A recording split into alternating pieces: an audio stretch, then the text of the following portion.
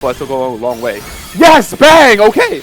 Okay, voice crack aside, we're almost there already. Welcome back to another DanSquared video, you Danimals. I hope you're enjoying the most wonderful time of the year and finding some time to relax and enjoy with family and friends. Walking Wake and Iron Leaves are here to help spread some holiday cheer.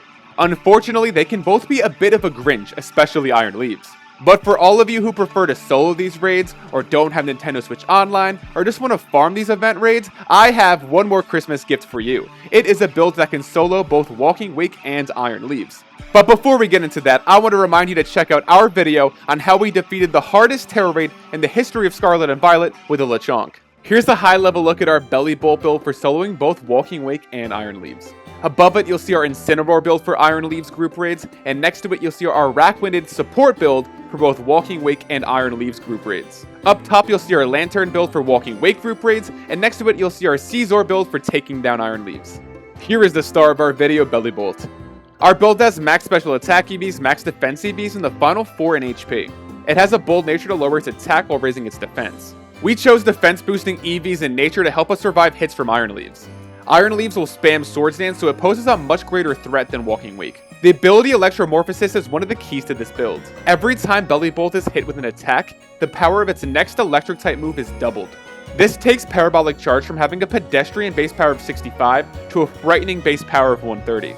Parabolic Charge also has built-in recovery, so we don't need to use the Shell Bell held item. Instead, we can give our Bellibolt the Metronome held item. This increases the power of a move used consecutively by 20%, capping at a 100% gain. Parabolic Charge is one of Bellibolt's egg moves. To teach it to Bellibolt, you need to first catch a Dedenne and level it up to level 25 when Dedenne learns Parabolic Charge.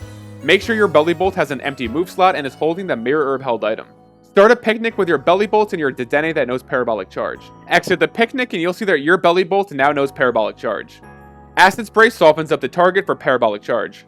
Reflect is another key to this build that helps Bellibolt survive hits from Iron Leaves after it uses Swords Dance. Now let's look at the turn-by-turn strategies that we can follow to solo Walking Wake and Iron Leaves. Let's start with Walking Wake. When using Bellibolt against Walking Wake, your AI allies do not matter, but fun fact, the best AI ally for Bellibolt against Walking Wake is Bellibolt, because the AI Bellibolt will use a turn 1 light screen to increase our special bulk, and it will use Discharge, which will sneakily do a good amount of damage. So we can follow a set strategy of just 3 Acid Sprays. We don't have to worry about Reflect. That's for later with Iron Leaves. 3 Acid Sprays, and then we just Parabolic Charge, and we can get the win here. We're going to start doing a lot of damage fast. So we'll just take some hits. Not going to be doing too much damage. A critical hit will hurt us. The burn isn't the biggest deal. Just Acid Spray, Acid Spray, Acid Spray. One more. And while we're doing our third Acid Spray, I want to hear from you. What Pokemon are you using to take down Walking Wake in solos and group Tera raids? This Bellibolt's ideal for solos. It should get the job done in groups. It might be a little frail against Iron Leaves in groups. But as you can see, excellent solo build. And especially against Walking Wake, it's going to thrive in group raids. So here we are. We'll Terastallize, start swinging, and it's going to be pretty smooth sailing from here on out. We're not really too worried about Walking Wake. Iron Leaves is the more difficult of these 2 raids because of that Swords Dance. So now we can just enjoy a million damage from Parabolic Charge. Yes! That'll do. That'll do nicely. So then we have the Metronome held item, as we just saw.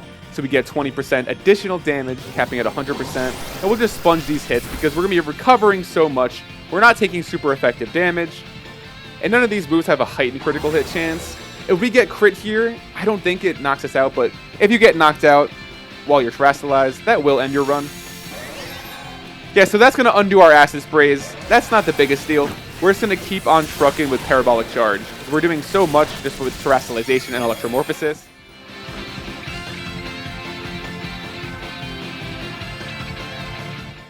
And you can even put on the turbo controller, just go right through the end of this Tera raid, because we only need to just press A.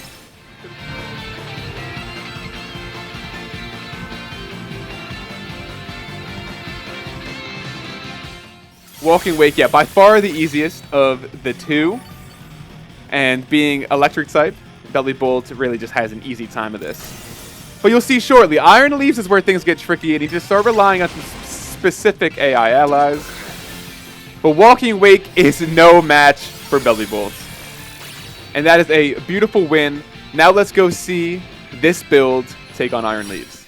Unlike when we used Bellibolt to take on Walking Wake, our AI allies do matter against Iron Leaves. To get the win, we need at least one ally with the ability Intimidate. So we have Tauros there to lower Iron Leaf's attack every time that it enters the field. We also have the Sylveon down there, which will use Charm to further lower Iron Leaf's attack while shield is down. So we have a set strategy to follow, just like against Walking Wake. It's going to be 3 acid sprays once again, but after those acid sprays, we're going to use 1 Reflect. That will help increase our physical bulk and help prevent us from getting knocked out in 1 hit. So there's 2 acid sprays already. Let's get into our third. We see the Swords Dance, it's scary, but then the Charm helps us live it. The best AI ally, in my opinion, is the Arcanine, because it will use the move Leer, which will then boost the damage that our physical attacking AI allies do. And it will also use Flamethrower.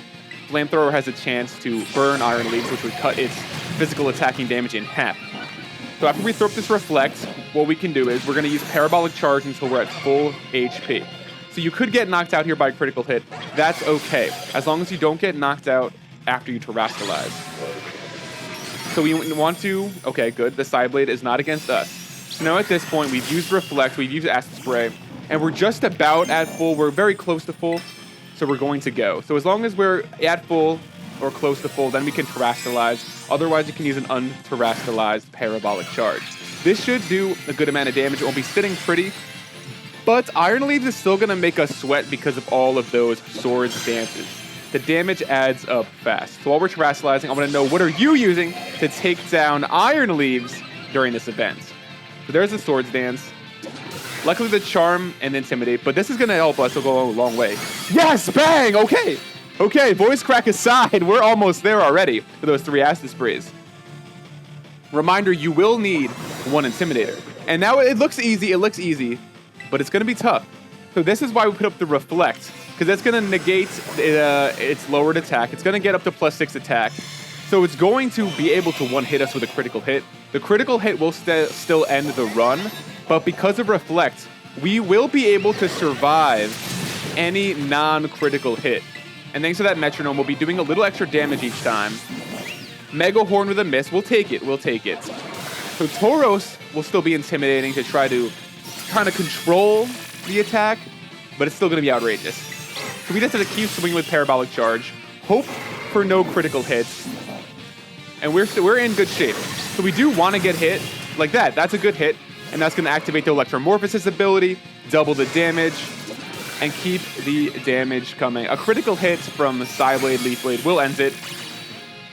But so long as you follow the strategy, 3 Acid Spray and a Reflect, and then just go into Parabolic Charge. Don't Terastallize until you're close to full HP or at full HP. And again, make sure you have at least 1 AI ally with Intimidate. I don't know how I feel about the Arboliva teammate, because, yeah, that lowers the damage from Psyblade, but it also lowers our damage with the electric type moves. So, I don't know. But okay, there we go! Bellibolt to solo Iron Leaves. Time on the clock. Just that 1 Intimidator, and you follow this strategy, and you will take down Iron Leaves in no time. Let us know in the comment if you try Bellibolt out, or what you're using to solo Walking Wake and Iron Leaves. If you enjoyed this video, please consider dropping a like, leaving a comment, or using Parabolic Charge on that subscribe button for more DanSquared. And thanks for watching, and happy Walking Wake and Iron Leaf season.